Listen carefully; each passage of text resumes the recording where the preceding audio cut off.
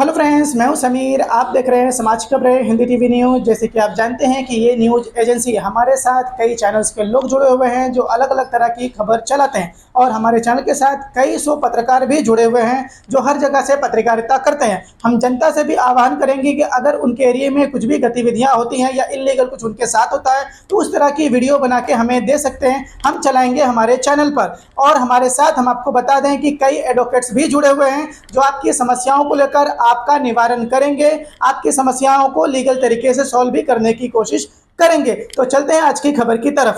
Hello friends, मैं ताज। आप देख रहे हैं समाज की खबरें हिंदी टीवी न्यूज। जैसे कि आप देख रहे हैं वार्ड नंबर 33 की कमर जहां की ऑफिस का इनॉग्रेशन होने जा रहा है। आइए देखते हैं वीडियो। कमर जहां आपण खूप साऱ्या शुभेच्छा देते, लोकांच्या आशीर्वादाने त्या निवडून आलेल्या आहेत आणि सातत्याने निवडून येत आहेत। या ऑफिसच्या कार्यालयाचा त्यांचं उद्घाटन झाले, त्याबद्दल त्यांचं मनापासून मी अभिनंदन करते आणि त्यांच्या माध्यमातून मागेही जनसेवा होत होती आणि आता ही जनसेवा चांगल्या तऱ्हेने काम होईल। सेंट्रल गव्हर्नमेंटचे काम असतील, स्टेट गव्हर्नमेंटचे असतील किंवा नगरसेविका म्हणूनचे काम सातत्याने करत आहेत। त्यांच्याबरोबर सांसद म्हणून मी आहे, अब्दुल शेख मी आमदार म्हणून आहे, त्यामुळे सातत्याने जनसंपर्क करण्यासाठी एक ऑफिस त्या ठिकाणी उघडलेलं आहे। आणि जसं मी हिंदीमध्ये सांगितलं की आमचे नेते आदरणीय राहुल गांधीजी यांनी सांगितलं की नफरतच्या बाजारामध्ये मोहब्बतची दुकाने टाकायचे, त्याच तऱ्हेने त्यांनी आज या ठिकाणी एक प्रेमाचं प्रतीक म्हणून हे ऑफिस खोललेलं आहे। त्याच्या माध्यमातून लोकांना जोडण्याचं काम होईल आणि लोकांची सेवा करण्याचं। जो रेजिग्नेशन हुआ उसको लेकर कहीं ना कहीं कांग्रेस ने बहुत अहम भूमिका निभाई है। अगला कदम कांग्रेस का क्या होगा? बिल्कुल, हमने बिल्कुल जो लड़ाई लड़ी है, तो मुझे ऐसा ही लगता है कि अहंकार हार गया। सत्य, संविधान और युवाओं की जीत हो गई, युवाओं की जीत। इसलिए मैं मानती हूँ कि युवाओं ने जिस तरह ये आंदोलन किया और हमारे नेता आदरणीय राहुल गांधी जी, हम सब लोग सांसद जो थे पीएम आवास के बाहर वहाँ पे जो है उसके आंदोलन कर रहे थे, हमें पुलिसों के माध्यम से तकलीफ भी हुई।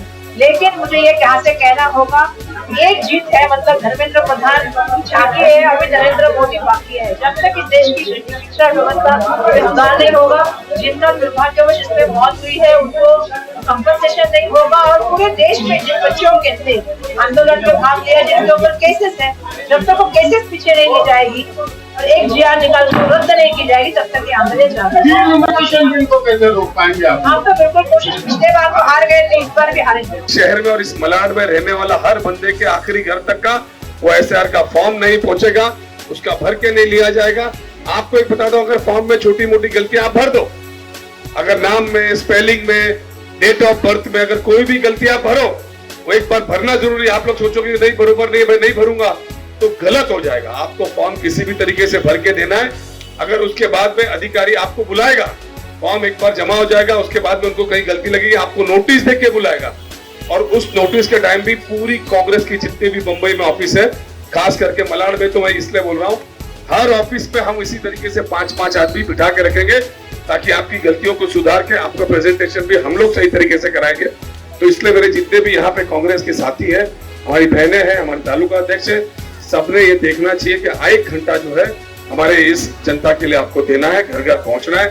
फॉर्म भरा नहीं भरा, बीएलओ को भी मदद करो, क्योंकि वो भी काम करना नहीं चाहते, उनके ऊपर एफआईआर पे एफआईआर। और हर तरह की परेशानियों के लिए हम यहाँ बैठे हुए, उनका मैटर सॉल्व करने के लिए। हॉस्पिटल हुआ, स्कूल हुआ, गटर हुए, टॉयलेट्स हुआ, रोड्स हुई, साफ सफाई हुई, सारे कामों के जितने बीएमसी के अंदर में आते, हमारे मुंबई महानगर पालिका के अंदर जितने भी काम आते हैं वो उसमें हेल्प करने के लिए पूरी कोशिश करेंगे और उसका समाधान। ये हम बहुत बहुत शुक्रिया सब लोगों का, फिर मैं शुक्रिया अदा करूँगी कि हमारी जनता जो इतना प्यार मोहब्बत हमें देती है उसके लिए। और वो वाकई में दूर था, इसलिए असलम भाई ने ये ऑफिस यहाँ खोल के दिए हैं, ताकि हमारे अपने लोगों को तकलीफ ना हो, सारे जो है इनके प्रॉब्लम जल्द से जल्द हम सॉल्व करें।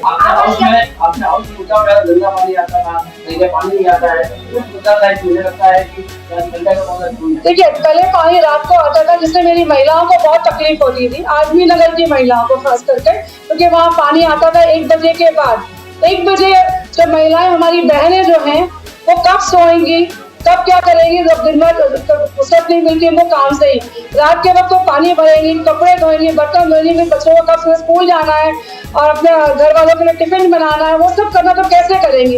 उनकी फिजिकल हेल्थ खराब हो रही थी, उसको देखते हुए मैंने इस पानी को दिन में करवा दिया था, टाइमिंग चेंज किया और दिन में करवा दिया। तो पानी की तकलीफें दिक्कतें बहुत हो रही थी, लेकिन अब धीरे धीरे सॉल्व हो रही है। मैं इसके पीछे लगी हूँ, फॉलो अप कर रही हूँ। सबसे पहले तो आपको बहुत बहुत बधाई। आज ऑफिस यहाँ पर स्टार्ट हुई है माशाल्लाह, तो बहुत बहुत बधाई है। आज मुझे तहे दिल से बधाई है। और वो लास्ट 14 ईयर्स से जनता के लिए काम कर रहे हैं और उनका काम एग्जाम्पल्स तो इतने हैं देने के लिए कि उन्होंने इतना अच्छा काम किया, हॉस्पिटल बनाने का काम किया, स्कूलों को बनाने का काम किया है। तो उनके काम का तो कुछ बोलने की जरूरत नहीं है, वो दिखता है। और यहाँ पर भी लोगों को लिए एक सुविधा हो, इसलिए उनकी ये यहाँ पे ऑफिस खुली गई है।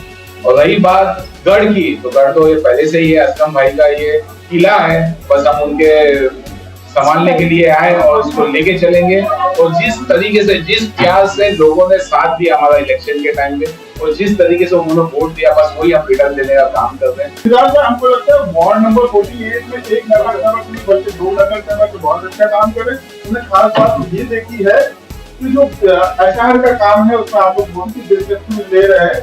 एक मेन मुद्दा उठता है, इतनी मेहनत करने के बावजूद कई जो वोटर्स है उनका यूपी में नाम है या देश के अलग अलग राज्यों में नाम है, वो हमारे वोटर बोलते हुए भी यहाँ पे वोट नहीं दे पाएंगे। अगर उन्होंने वहाँ पे वोटिंग करना है तो इस सिचुएशन को आप लोग किस तरह से देखते हैं, रवि भाई आप बताएं। ये हर 20 साल में होता है। कई बार इसको थोड़ा सा कंफ्यूज किया जा रहा है ताकि लोगों का ध्यान जो है एसआर की तरफ आए और जो सही मुद्दा है वो उसी पे किसी की नजर ना जाए। 20 साल में होता है।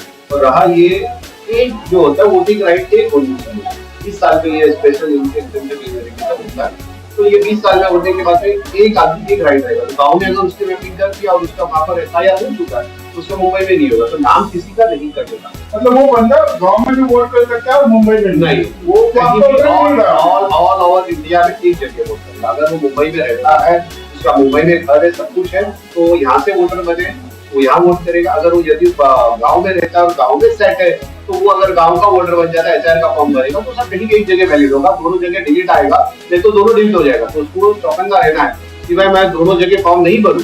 अगर मुझे गांव से लेना था गांव से भरे, तो वहाँ डिलीट का ऑप्शन आता है, भरने के बाद भी वैलिड होने के बाद भी डिलीट का आता है। तो यहाँ से भी डिलीट, वहां से भी डिलीट, दोनों जगह से डिलीट। तो ऐसा ना हो, वो थोड़ा सा ध्यान से भरे कि भाई यहाँ का रहना है तो यहाँ का रहना, वहाँ का रहना